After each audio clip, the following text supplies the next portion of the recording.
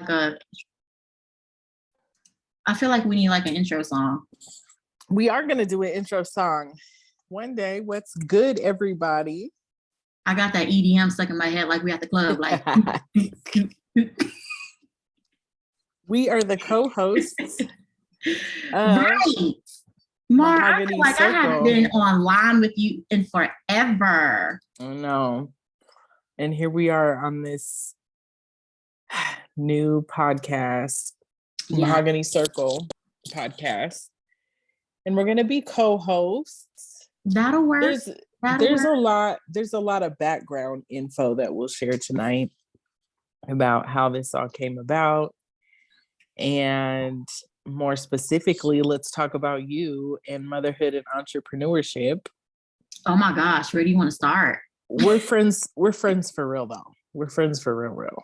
I know. So I asked you to like give some like real tips and tricks and honest, transparent, very clear advice, stories, testimonial on what it means to be an entrepreneur. And then, and I would say for you, a serial entrepreneur. Is that what I am? I don't know if it's serial because you still do all of them all at one time. So I don't know if serial means like one at a time or yeah, I don't know. And the funny thing is, so the blonde moment that I had when you said cereal, I'm thinking of like Fruit Loops and all this other stuff. And I'm like, do I eat cereal? Well, I variety. Yes, I do have a variety, like real talk. No, I think it's because of everything that I have self-taught myself to be able to offer as a service and then also transfer that knowledge to other people as well. Right. And, you know, they always say that you always have to hone in on one niche, so to speak. That's great. But when you are striving to have multiple streams of income, you know, you have to look at what skill sets you have versus the title. And I say throw away the title to begin with, because we sell ourselves short with titles when we're not looking at the skill set. And right. When we look at the 9-to-5 jobs and, you know, all this other stuff and, you know, how we have boxed ourselves into a title and not properly advocate for ourselves of salary or benefits or whatever else, because we're stuck on a title and we're not bold enough to be like, no, I'm worth this because of my skill set. That's where we throw everything out the window. But for me, I would say, I don't know, we would have to, next time we have to put up the definition of serial entrepreneur and see if I fit that. But I firmly believe that, you know, if you learn one thing and you're able to learn something else that can enhance your skill set. Now, keep in mind, skill set is totally different than purpose. But if you can do something to enhance your skill set, to make more money or to make yourself more of an asset, then that's a whole total different story. Right. I just saw a clip on TikTok actually talking about when you think about multiple streams of income, that doesn't mean you're being pulled in multiple directions. Right. It means how can you generate income several different ways because of your skill set moving in the same direction. Yeah, that can mean having a product that sells, that literally makes you money while you sleep, or, you know, whatever that is. But then also going into investments and, you know, a whole lot of other stuff, something that I'll be getting more into this year, now that I have a team in place to duplicate myself, to be able to, you know, do other things of doing more speaking engagements, podcasts, and, you know, I have to write another book and, you know, all that other fun stuff.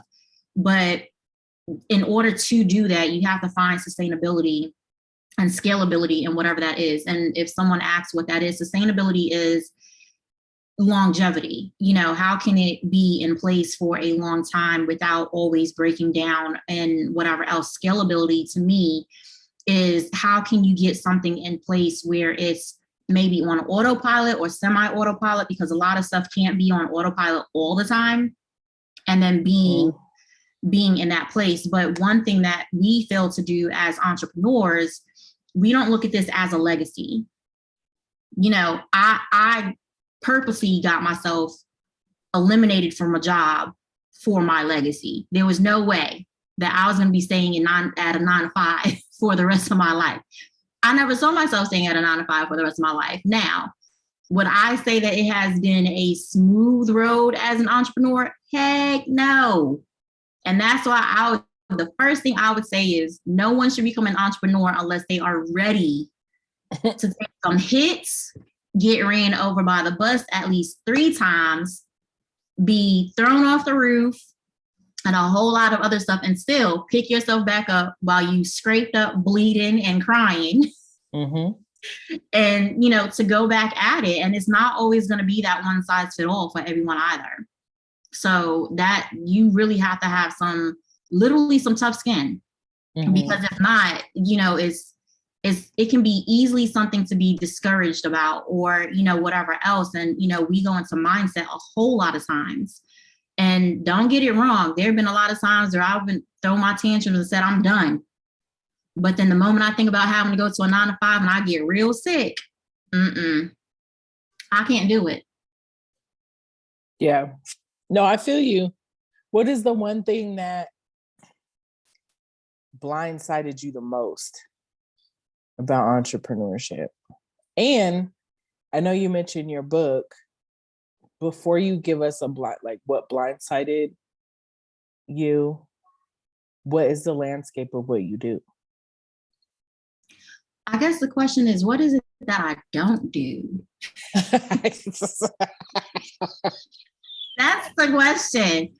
And no, so real talk, I'll have to send you this post and you would appreciate it, because I talk about, for all of those who are watching and listening, I talk about using your toilet time effectively, okay? And if nobody wants to know the details of toilet time, you know that you use the bathroom and you sit on the toilet sometimes for more than 5 minutes at a time.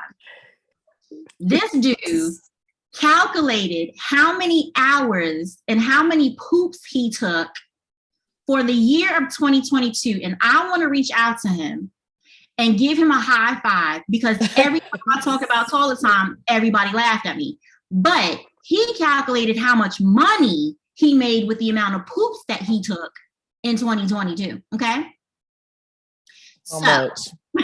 It was like, hold on. I'm going to tell you right now, because I even screenshot it. I was like, hold up. You mean to tell me?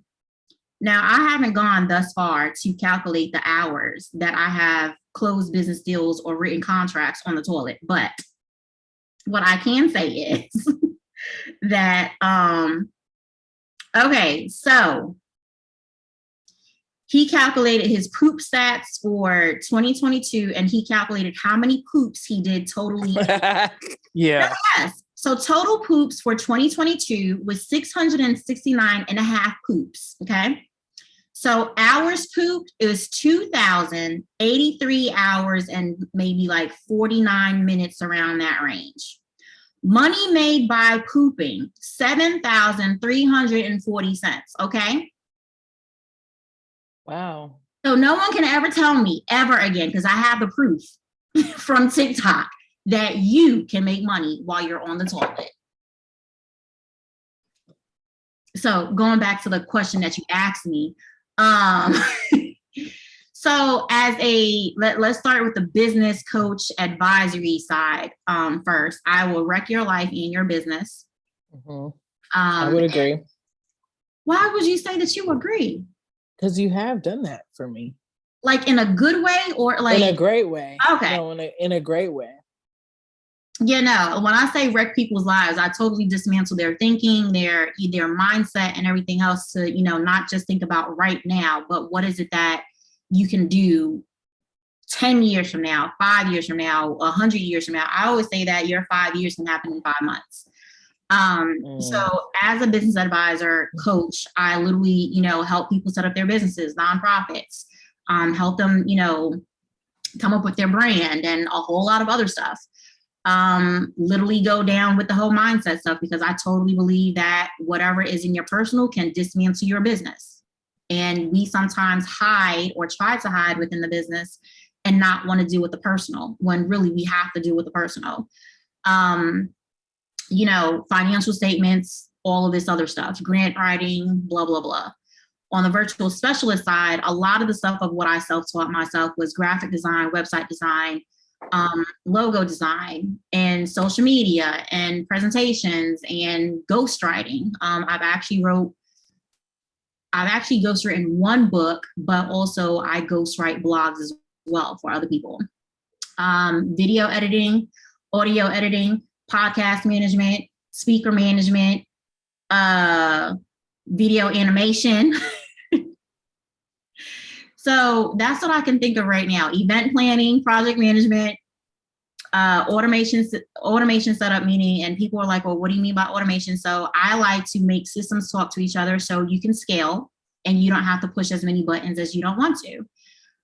Lead magnet design, book cover design. I would help you get your book published. I would edit your book. I would turn that into a full audio book, help you get your ISBNs, help you get your copyrights, and all the other fun stuff. I think I covered everything within 30 seconds as much as possible. Yeah, you did. There were a lot that I did not know you do. Uh-huh. That's not a serial entrepreneur. That's like multi-faceted entrepreneur. Yeah. You know, honestly, I think one thing that I'm learning that I'm going to move into 2023 with is less labeling and more action. Yeah. You know what I'm saying? You have to get rid of the titles. Like, we get stuck in titles, even in relationships. We're not going to go there. But even... Oh, yes, we are. Because you're talking about personal. We definitely are. Yeah, we'll go there. But I don't know if we have time to do that today, because that'll be like a 5-series session of how I personally feel, okay? But yeah, no, like, you have to... It's a mindset thing. If the only title that you should be calling yourself is millionaire or stress-free or debt-free, those are the titles that you should be using. Anything dealing with skill set, nah, don't do it. That's deep, because that in itself is why you wreck people's whole thought, like, not thought process, but the way that we approach things. I would say a lot of things for me, you've challenged, especially around digital products. And I've learned a lot from your training. Now it's time to implement it. Yeah. Coach accountable. I've used with a client, and the tools that you've provided me, the templates that you've provided me, I know the value that I'm getting in you is invaluable. Yeah. And so I don't know, it sounds like so much, but I know that you're a person that knows how to work your network. Yeah, but not only that, I believe in transferring knowledge, because to me, I would say in my most confident self, if you would have asked me, you know, when I first left corporate America, or, you know, anything else, would I feel as confident as I would now to say what I'm saying? I would say honestly, no. But I'm trying to plug my laptop. I have no problem transferring knowledge as I need to. One, because it's part of my purpose to empower people with the knowledge that they need. Case in point, when I left corporate America, of course, I was up in the rankings, you know, working for one of the biggest banks here in Atlanta, Georgia.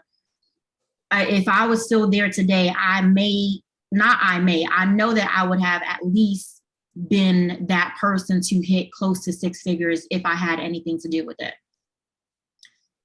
But working in corporate America, I got tired of having to feel as if I had to ask permission to spend time with my kids. You know that a 40-hour work week in a executive position or a leader position is not 40 hours a week, it's 60, 65, you know? And even then, it was really one of those things of the desire that I have always had to help other people, especially stay-at-home moms or stay-at-home parents to begin with, of finding ways to earn, or I hate to say earn because that just sounds so degrading, to bring forth or to bear fruit their financial freedom. And whatever that meant, you know, financial freedom to me is not just from a money perspective, it's from a peace perspective, it's from a confidence perspective, it's from a faith perspective. Because again, financial freedom, meaning that when I say that if I choose to work on a Friday now, that is a huge choice for me to even say that I'm answering any emails. Now, because we have a specific partnership in Tulsa, I want you to talk about that too. Yeah. So because we have a partnership, no, I can. So because we have a specific partnership in Tulsa with New Life Training Center, which is a 48,000 square foot facility, it's a global ministry, and not just from a church perspective, but from the perspective of this facility being that one-stop shop for all creatives, for all business owners, for anyone and everyone who wants to, you know, do a podcast or, you know, design their own shirts or edit videos, audio, whatever that is, a music studio. It's a full-fledged event center. The main area can hold like 920 something people in the seating area. Then you have the meeting rooms and, you know, all this other stuff. So that is the only time I would open up my laptop on a Friday to make sure that things are getting done, because we're handling a lot on the back end with that. But even to have someone be able to have that decision is financial freedom, because they're not tied to the clock. They're not tied to, oh, I have to make this, you know, money or whatever else. There are some days when, and especially now that self-care and mental health is really important to me, that if I wake up and I'm not feeling it at 9 o'clock, but I log in by 1 o'clock, that's financial freedom to me, because I'm not tied to like, oh my gosh, I have to be tied to the computer 85, you know, hours a day or whatever else. So with that, I always had the vision of having an organization where I can help people learn a skill set that they may not know. Let's face it, going to school, I feel, this is just my personal opinion, let me put that out there, that school isn't for everyone. School is not for those who get bored easily like me, because I'm like, you just hurry up and get through it. I literally went to college to get in debt just because I knew everything. Like, I had A's in every single class. I was on the dean's list. I would, you know, so I'm like, I'm going to school to just get A's and that's it. And then, you know, when you look at the textbook and then looking at the textbook compared to what I was learning on my toilet time, I'm like, no, we can stop this like right now. Like, real talk. So, and not only that, when you look at the amount of money that someone would have to pay to go to school or, you know, whatever else. And plus, when you go to school, it's a lot of textbook stuff. It's not hands-on training. So I wanted to create the opportunity for other people to be able to say, you know what, I really want to learn this, but I only have this skill set. Great. So what I started years ago was a hybrid model where if you came to me or anyone came to me, they're like, you know what, I only have the skill set to send out emails, proofread, and all this other stuff, but I really want to learn how to build a website. Cool. So you would get paid for the skills that you know how to do. And then you go through a upskill knowledge transfer period, whether it's 3 months, 6 months, or whatever else, where you have your development plan of saying, okay, if this is what you want to learn, this is what you're going to learn, but it's going to be hands-on stuff. And it's not like I'm assigning you a client and like, oh, figure it out. Like, I'm assigning clients, but then I'm on the phone with you and I'm also, you know, showing you in the ins and outs and all this other stuff so you can feel comfortable to be able to do it yourself. And then when it's time for you to say, okay, you are proficient or the subject matter expert in this, you can now tack that onto your resume. And I put quotes on that because since I left corporate America, I think maybe 2 people have asked me for my resume, only for the stature of the project that I would have been working on. And they had to have it on paper. But it's something that you can add under your belt to say, okay, now I know how to design websites. But I don't just stop there. Just because you work with my company does not mean that you can't market yourself outside of the company to build websites. If you got an aunt that wants you to build a website and she's working on a budget that you know you can work with, build the site for auntie. Right. She ain't got to come through the company. But if you were to bring auntie through the company, you'd get commission off of that agreement. But then you would also be the one working that agreement to make the money from it, because I'm not doing it. Yeah. I transfer the knowledge for a reason. So I started to say in the beginning of this that I am confident that I can teach people how to do certain things, because I know that within my confidence, they may not be able to duplicate it the same way that I can. I dare someone to even try to do it. And the bar that we set at Greenwood Circulation and also Purpose Partners is that if you can do something better than me, then you've mastered it. Because when it comes to logo design, when it comes to even social media templates and all of that other stuff, I'm anal. I'm anal on how much white space there is on a website. I'm anal on how, professional a logo looks. Like, I don't care how big or small your company is. Your logo should be as great as Chick-fil-A, Nike, and whoever else. And no, they are not paying us right now, but I will be calling forth that they give us our sponsorship dollars for even saying their name in future episodes. But needless to say, I don't care how big or small you think you are, your vision is valuable enough to stand up against them even at the starting stages of your business. And I always set people up from the branding perspective of, if you were to be called to do an event 2 months into business, you don't want this logo that can't stand against those type of companies on the Step and Repeat or Marquee. So you have every right to set yourself up as one of those companies, Fortune 500 companies, whatever you want to call it, from the get-go. So you can have that precedent, so you can have that that branding in people's faces where they be like, well, dang, I just thought she was a startup. First off, I hate the word startup.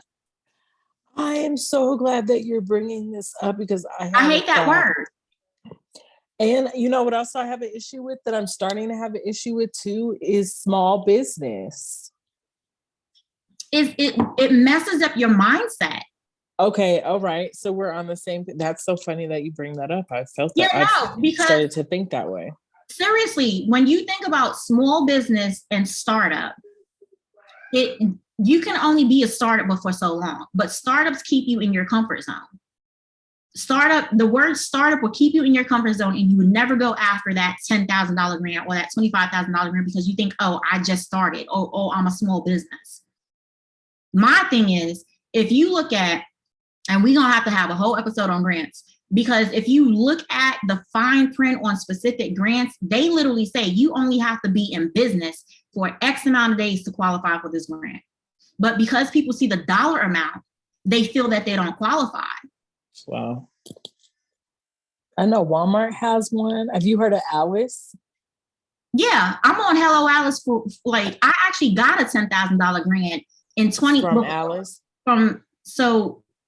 No, I got it through Comcast, but it was actually through Hello Alice, because Hello Alice is a full, and this is how we're changing the game, because Hello Alice is geared towards female business owners. We need to stop that too. It needs to be business owners completely.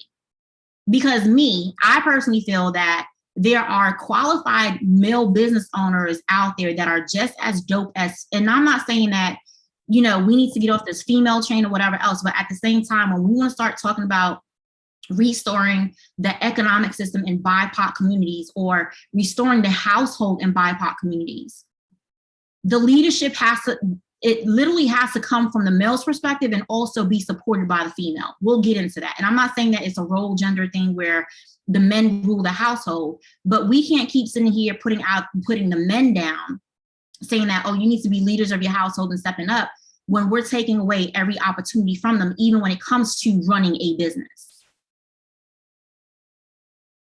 And that's why I said that's a whole different episode. I mean, you got something to that.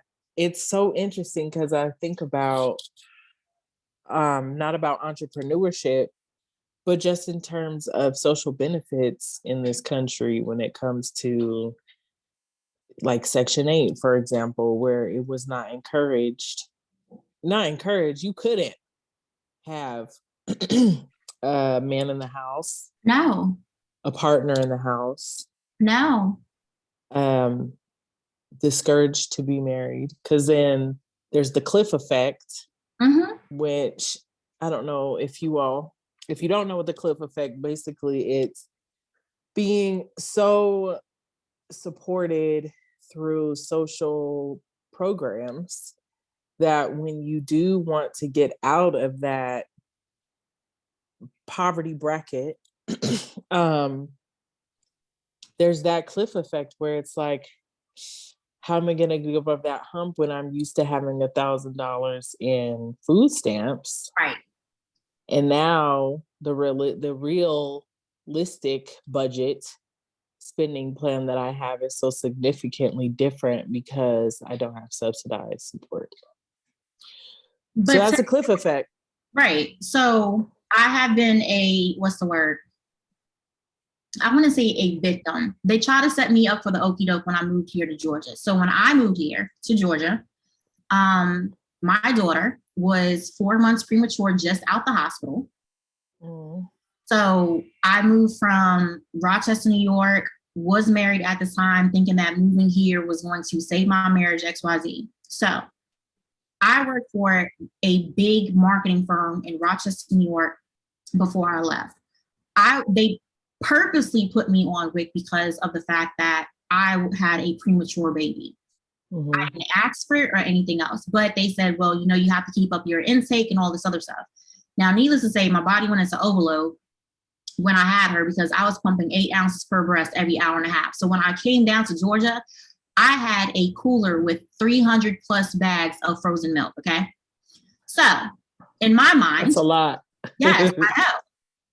And people are like, do you want to sell it? No. Like, do you not know how hard I, kept doing this? So needless to say, moved here to Georgia. And, the doctors here were like, okay, so when you get there, do this and this and this so you can make sure, because she still wasn't on formula at all.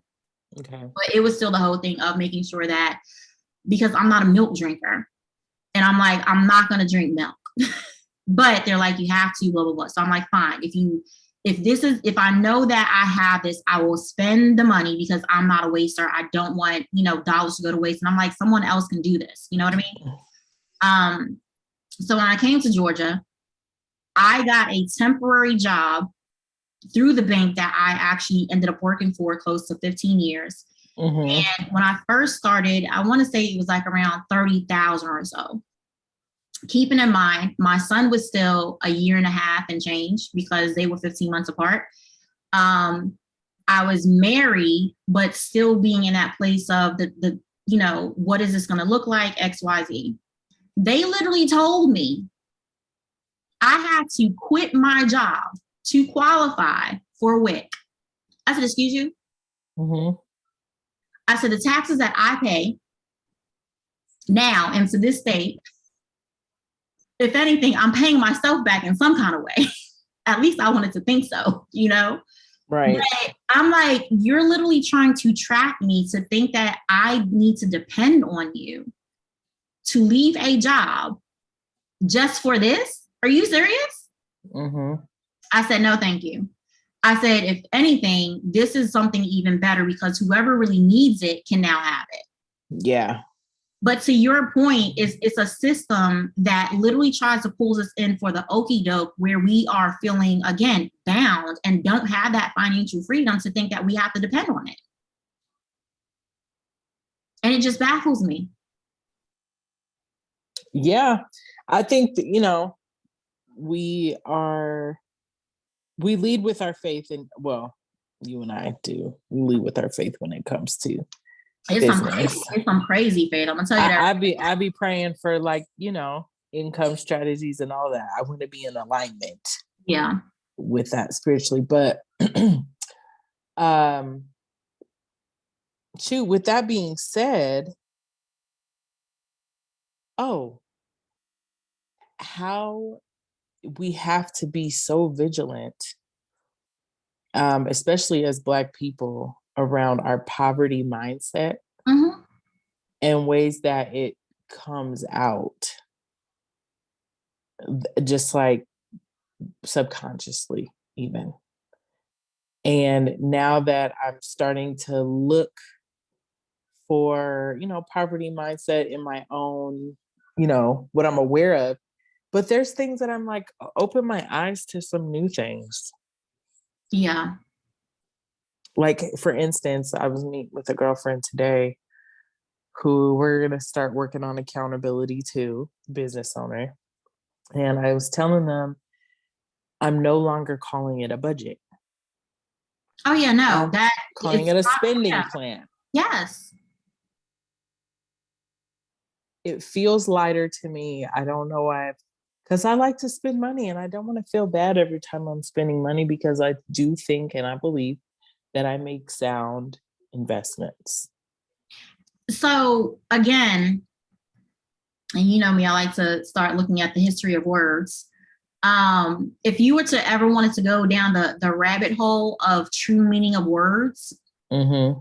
I'll send you some links to go down that rabbit hole, because budget, people don't understand that it is keeping you in a confined space. Now, are we supposed to be spending our money willy-nilly? No. Are we supposed to be good stewards of our money? Yes. But then at the same time, I had to get to the place of stop being scared of money. I had to get to the place of stop being scared of looking at my own bank accounts, even if they were in the negative. Because again, you're allowing something to have so much control over you, where it drives you in it puts you in a spiral from the moment you're like, oh my gosh, and then you start having, anxiety and all this other stuff. And I mean, we put so much value on money, when it's like, it's not just about the money. Mm-hmm. And you and I have learned in the past 365 days before coming into January. I can't even say New Year, because I don't even believe that we are in a new year in January. That's a whole different story. But for the past 365 days since last January, it was really one of those things like, dude, seriously? Mm-hmm. You want me to make, you want me to create a Fortune 500 company with a drop of oil and 2 grains of rice. And if I believe you to be the God to multiply, because I see you subtracting, you subtract as you need to. I don't see you always adding, you multiply before you add. So you're gonna have to multiply these grains of rice and these drops of oil for us to build this Fortune 500 company. And I was telling someone that actually this morning, like, yo, the situation that I'm even still in today of, I literally have the right to pull my hair out and put myself in a straitjacket if I want to. But if I allowed myself to do so and not kept pushing forward with the actual steps that I'm in and waiting for the next steps, while we're waiting for the next steps, we still have to work the steps that we're in. Because as we're working the current steps that we're in, it would still give us the downloads. It'll still give us the revelation. It'll still give us, as you would say, the other multiple streams of income that needs to be pulled out of us to be implemented. Yeah. And that's where we get stuck at from the mindset perspective of things aren't going the way that we want to, so I'm just going to stop right here. When really we need to keep pushing forward regardless of what that looks like. Mm-hmm. Oh, yeah. I learned that in life insurance. Mm-hmm. As a life insurance agent, it's a whole lot of no's. Yeah, counting your no's as much as you like do no. your yeses. Being thankful for the no's as much as the yeses, because the no's get you closer to the yes. When you're scaling, you just got to scale while you're continuing to work your numbers and figure out a way to multiply yourself and keep going no matter what. No matter what the numbers look like, you keep going. Yeah, but I would always say this, and this is the reason why I'm always so invested into getting to know people. I would ask you about your cat. I would ask you about your dog. Because if I got to know you, no, seriously, People think I like it. people think that is not like the most important thing. If you remember the dog's birthday and this person said no, guaranteed if you were selling someone else something else, or if you had another product and you remembered that this person had a dog and the birthday was coming up in 3 months, and you sent them a note just saying, hey, I know that you said that you had a dog and I see that their birthday's coming up. Here's a $5 gift card if that's all you can afford for Petco. Guarantee that $5 gift card to Petco and the virtual gift card for the dog is going to allow you opportunities when that no can now turn into multiple yeses for other things that you have. It's so true. Even the whole psychology of sales is get them to say yes and get them to say yes early. The whole psychology should be get to know them as a person so you know how to get them to say yes. Okay, yeah. So to your point, warm them up first. But be genuine about it. Be genuine, yeah. Yeah, but some salespeople out there, they try to pull the open. They do, and I have been that salesperson in the past. Yeah, they try to pull you for the okie dokie, and be like, oh, okay, as long as I can get this yes out of you, then we're good. No, when we start approaching things from a legacy mindset, and I even said this on our team spiritual prayer call today. I said, when we stop getting in the mindset of looking at everything done as a yearly goal or a yearly plan, start looking at it as a life goal and a life plan, we're not counting years. Yeah. We're not counting months. We're counting the moments that we have to be able to pour into our lives and to pour into others for a lifetime. Yeah. When we start getting tied down to, oh, I have to hit this goal by this month. And yeah, of course we live month to month because that's the way the calendar is, as screwed up as it is to begin with. But the mindset is, I'm not looking at what I can accomplish this year. I'm looking at what action I can put forth within the next 365 days that can still work towards my lifetime legacy goals. When you start looking at it that way, that's a whole different ball game, instead of just like, oh, this year, if you want to go to the Bahamas, go to the Bahamas. Don't let that be the all said and done.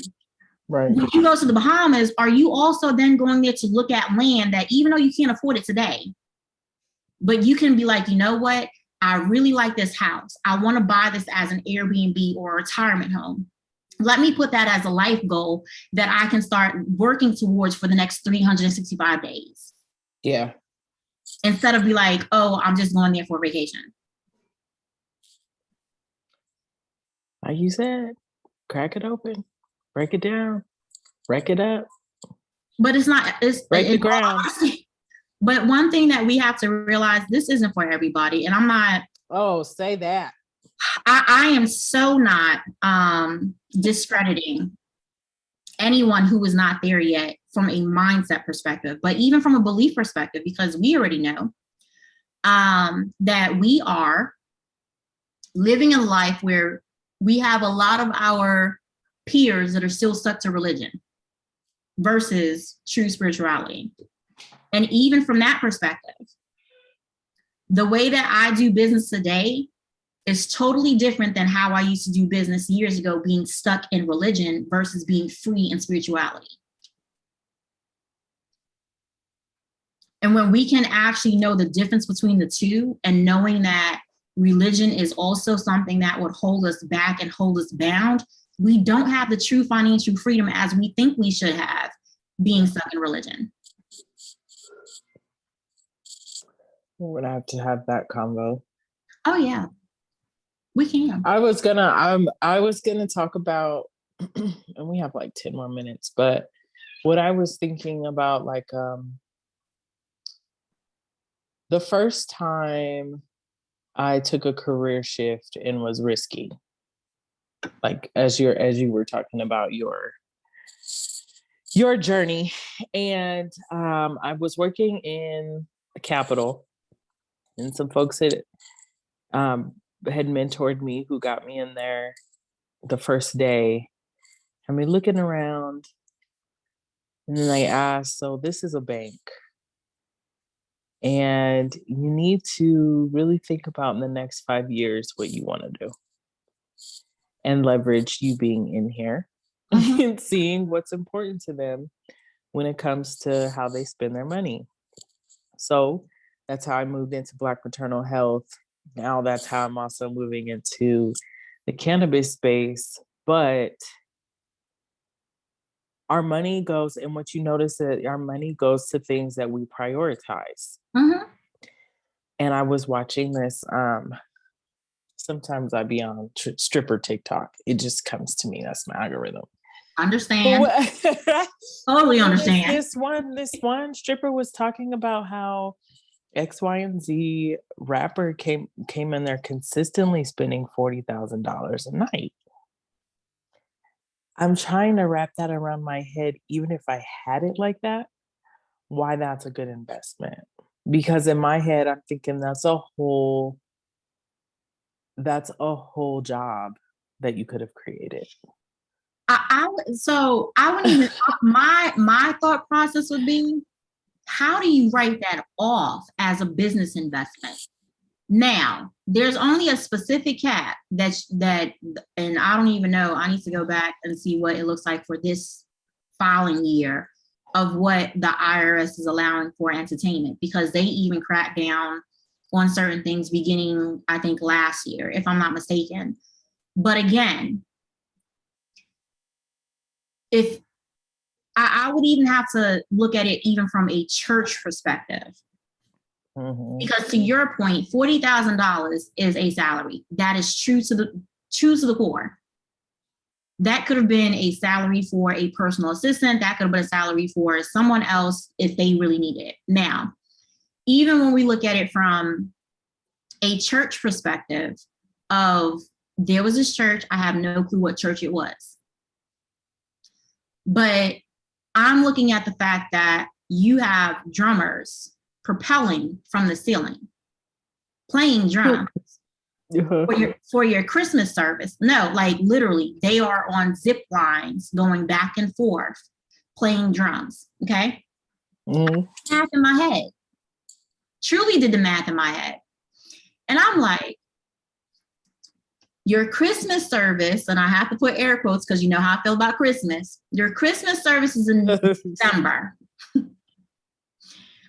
So technically you started practicing maybe like around early November, but you had to secure an additional policy for insurance to make sure that as you propel these people in the sky, that none of them fall and that the liability does not fall on you. Right. So I calculated the amount that could have been spent in insurance alone from October to December.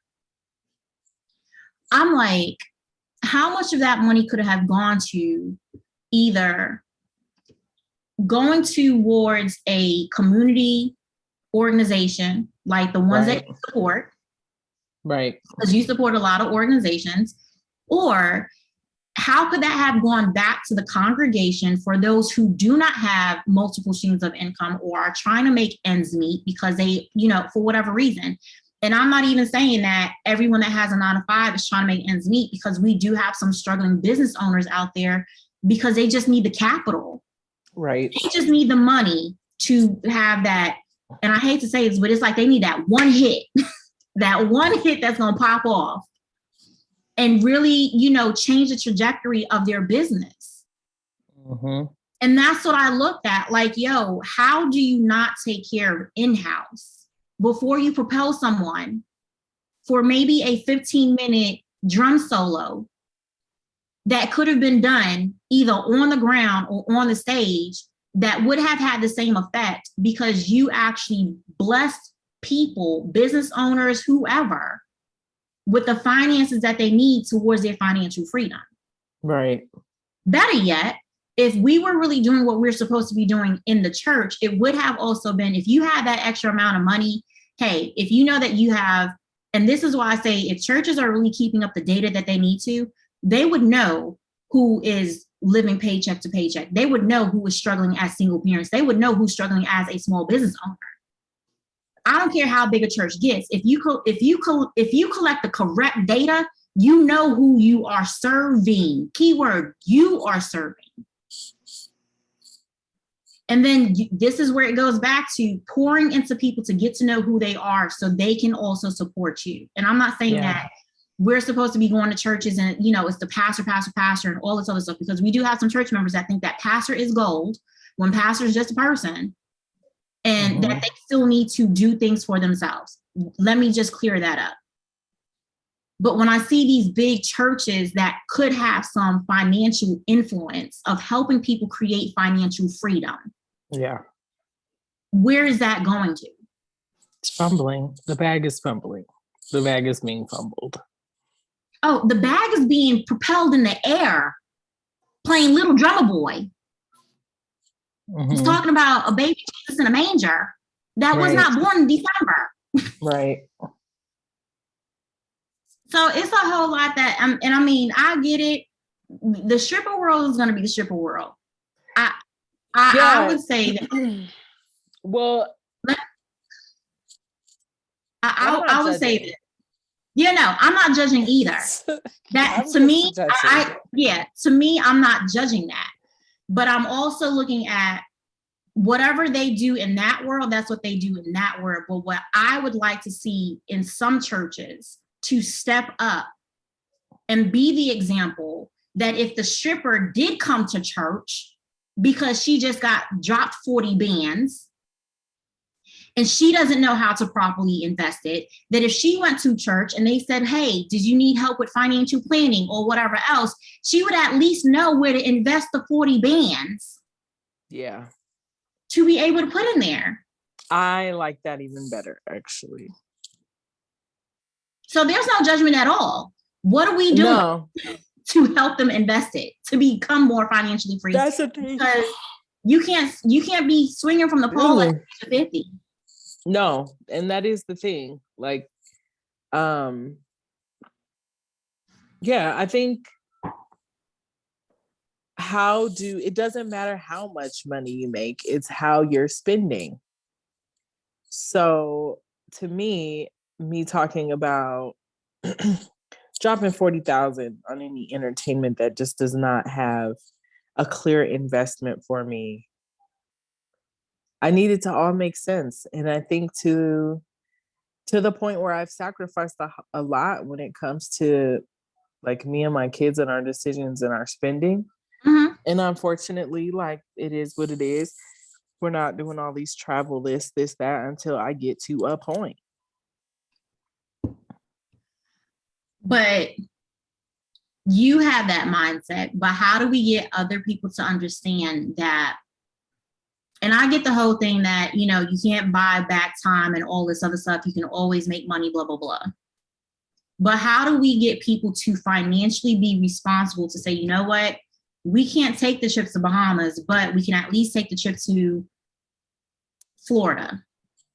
Better yet, how do we teach families not to go into debt for one holiday that is just man-made and they're not even paying rent? Conversation. It's going to be conversations and unpacking the reasons as to why we do it are rooted in poverty mindset. Even when it comes down to overspending for our family or whatever, it goes down to like the mindset. But I don't want to miss out. I don't want my children to miss out on. I need people to think that I need this to make me feel better. So I would say that's mindset also mixed with trauma. Because have you seen the Noom commercial? Is that what it's called? Where they talk about, I think it's new. I think so. Well, I saw this commercial and it was a girl who was going through an app and she was like, oh, I've been force fed or something, whatever it was. And she was like, then she had a flashback of then she had a flashback of her grandmother saying, oh, you have to eat to be strong or whatever else. That's technically forced trauma in some type of way. And even with, Goodness gracious, what is the book? It's at the tip of my head. You know, I've been reading all this time. It's by not by Deepak. By the guy who wrote the Four Agreements. So basically, Miguel. Yes. So not the Four Agreements, his other book.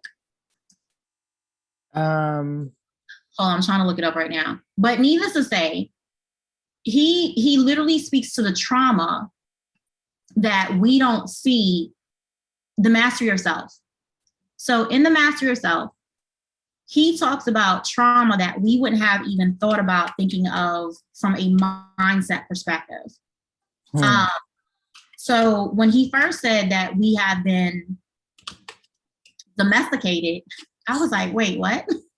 Like, that sounds so harsh. Right. Like, what do you mean? I'm not a dog, or, you know what I mean? Like, that's the first thing that came to mind. But when he started going down what you're exactly talking about, he literally said that that's not just mindset, it's trauma related. Because we're acting out of something that has been fostered on us. And because of the fact that we habitually do it out of fear, it's trauma related. So case in point, and the reason why I thought of Noon, because I thought of the book when I saw the commercial. So basically he gives this example of a little boy is, you know, growing up, and his grandmother's like, oh, you need to eat the soup and whatever else. And the boy ate what he can, and he's like, I'm full. And the grandmother comes back, he's like, well, you know, there's starving children in Africa. They always want to throw that in there. So again, he eats a little bit more. He's like, Grandma, I'm full.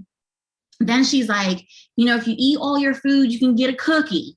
Then I was like, well, dang, like, hey, if you teach if you teach a dog how to sit down, what do you give him? A treat. So I'm like, okay, I see where you're coming from. So then he's now an adult. And because he was traumatized into eating all of his food out of fear, he's now an overeater. He's now a person that does X, Y, Z. So even when you talk about money, the greatest book that I have ever, well, one of the greatest books that I have ever read about money is that you're a badass with your finances, whatever it is. And she basically gives this whole, you know, thing of this whole example where the father was always saying that money doesn't grow on trees. So if we were to step back and really look at how many things that we have been told as kids when it came to money, right? It's a deep-rooted trauma more than it is mindset. Because as we start digging out the roots of where that stemmed from, it didn't just start with our mothers. It didn't start with our fathers. It didn't start with our grandmothers, our grandfathers. It started generations before. And it's so deep-rooted that we can no longer blame it on mindset. Yeah. And one thing that I have always learned, especially living here in Atlanta, when I was working for the bank, my car was in the shop, and, you know, luckily I lived by public transit and whatever else. And you know me, I'll throw myself on the bus. So I'm on a train, and this dude had to have been like in his 50s or whatever else. And even though he was in his 50s, he was trying to act like he was 20, of baggy jeans. You know, it was cold then, so he had on a hoodie and all this other stuff. And for the life of me, I don't know why people do this, but he was playing music on his phone like everybody wanted to hear on the train. So I'm like, this dude is 50-something years old. Like, did anyone tell him? And when I tell you I was corrected in that minute, never assume that someone was taught. Because especially even if you go to certain places in Atlanta, there may have been people that may not have even left a 10-mile radius of their neighborhood. If you go to certain places like Villa Rica, or, you know, some other places that I'm pretty sure that still exist, that they may not have even left that place to go downtown Atlanta unless they had to. Wow. So imagine being in your little bubble, and the same trauma is being passed on, the same mindset is being passed on, the same habits are being passed on, and that's all you know. And that was my very first and last lesson on not to assume that someone should know better. Yeah. because of where they come from or what they did not learn or what people did not take the time to pour into them to show them that there's a different way. That's deep. It's true. So That's very true.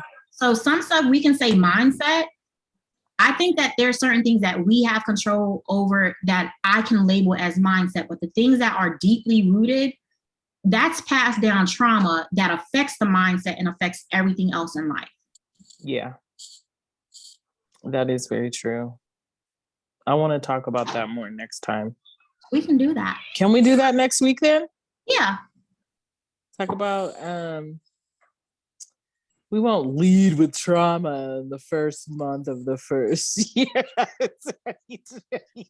But no, seriously. Well, we can address ways of combating trauma in our finances. Yes, but you would still, me personally, this is just me, my opinion, that in order to combat trauma in finances, there's other areas that you have to combat the trauma in, especially when you look at the specific things that you were told that were not true. So let's talk about that then. Yeah. Let's do like things we were specifically told. And we can talk about them. We can even ask people on Instagram this week. Yeah, we can do that. Like, what were you told that in your 45, 50-year-old self that you still believe to this day that is not true? Yeah. I like it. So. Well, do you want to, where can we find you? You can find me on all social media platforms. What is so? Purpose Partner for my personal stuff. But we do have at Greenwood Circulation as well for the Fortune 500 company that we're building that supports BIPOC business owners, creatives, and community change makers. But yeah, you can find me personally at Purpose Partner without the S, but you can go to www.purposepartners.com. I had to think about it. It's been a long day. Purposepartners.com for my website and a whole lot of other fun stuff on there that will be rolling out soon. And greenwoodcirculation.com for the support of small businesses, community change makers, and creatives. I love it. Yes. Yeah, I'm excited about this collabo. This is fun. And then be sure to follow Mahogany Circle on Instagram, Mahogany Mother Circle on Facebook. We are going to start taking submissions for our little Valentine's pictures of our babies, and we'll have a contest. We did it last year, so we'll do it again for this February, but I figured we should start talking about it so we can get drum up some pictures. So the prize last year was a gift card, and they had an opportunity to decide between two different gift cards. I think it was like Target and Barnes and Noble or something, so they can pick one. But yeah, just really excited about getting started again and having some dialogue. So is the prize for the mom or for the baby? The mom. Okay, so I will throw one out there to say that whoever is the winner, and I don't know if we need to pick more than one winner, but I will be willing, whoever wants to start a business or fine tune a business, I will give 3 months of free coaching. Oh, snap. So that is 6 sessions with me bi-weekly. So yeah, 3 months, so that's 6 sessions. And you would get all of the homework to start your business, and I would help you get that in place. So it was super helpful. The very first meeting we had was so helpful. It was so great. So I'm excited. Then I'll just have to package that up so we can post it and promote it. Yeah. So you can say that Greenwood Circulation is sponsoring that gift. That's what's up. For February, it'll be our little giveaway. Yes, that'll work. Well, thank you so much. No problem. It was fun. Let's do it again. It was fun. We will next week. And we're gonna talk. Well, you know what they call it is shadow work. Yeah, but you have to be ready for that. And I know we can't get into that, but baby, when you are Right. dealing with yourself and you have those spouts of anger from the memories and from the things that you felt that you should have been able to say as a kid, Yeah. yeah, I would We'll say, talk about it. yeah, it'll be some dark and light moments. I would say that. Yeah, for sure. Well, right on, everybody. Thanks for tuning in here on our YouTube, Mahogany Mother Circle YouTube. You can find us on Instagram, Facebook, and be looking out for these competitions Yeah. and prizes giveaways. So we'll talk to you soon. Have a good night Have a good one. and Happy New Year. Yeah, yeah.